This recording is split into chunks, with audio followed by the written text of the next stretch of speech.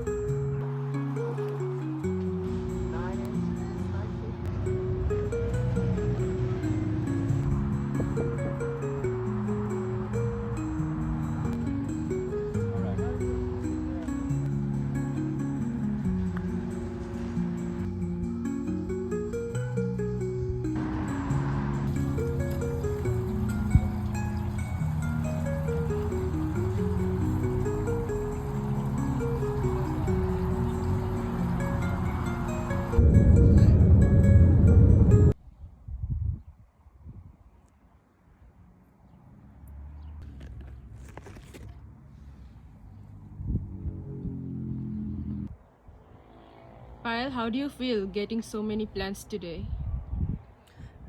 খুশি, কিন্তু আরও পছন্দ হয়েছিল সেকুলেন্ট স্পেশালি। তো আরও কিনতে পারলে ভালো লাগতো, কিন্তু একবারে বেশি কিনতে নাই। প্লাস ওদের জিজ্ঞেস করেছিলাম যে সেকুলেন্ট কেন এত কম।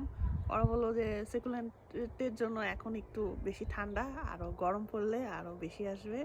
তো সেকুলেন্টের আসলে কখনো মানে সেকুলেন্ট অনেক টাইপের হয়, এবং একটা সেকুলেন্ট আরেকটা সেকুলেন্ট থেকে সেম সেম বাট ডিফারেন্ট। তো এর জন্য সেকুলেন্টের কেনার কোনো শেষ নাই, আবার যদি কেউ চায় কমও কিনতে পারে, এই আর কি। তবে খুশি। এখানে কয় টাকার কয় ডলারের গাছ আছে টোটাল? প্রায় $60 মতো।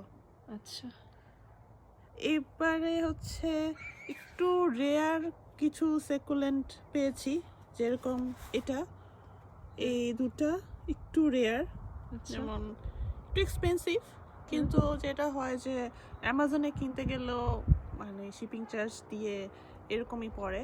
আচ্ছা, আর যেহেতু রেয়ার, সে তো এক্সপেন্সিভ হলেও ওর্থি। এগুলো হয়েছে আমার সেকুলেন্ট তো হচ্ছে এখনো গুনিনি, তবে ওভারঅল 35+ গাছ আছে, হোম প্ল্যান্ট সবগুলাই। আর এইবার আজকে কিনলাম হচ্ছে 6 টাইপের সেকুলেন্ট, তো সব ক্যাকটাস এবং সেকুলেন্ট। তো আরও 6 জন যুক্ত হলো আমার সেকুলেন্ট পরিবারে, এবং এই সিজনে ইনশাল্লাহ আরও কিছু কেনার ইচ্ছা আছে। বাট এগুলাকে হচ্ছে এখন পটিং রিপোর্টিং করে টোরে সব করতে হবে আর কি। ওকে, সাউন্ডস গুড।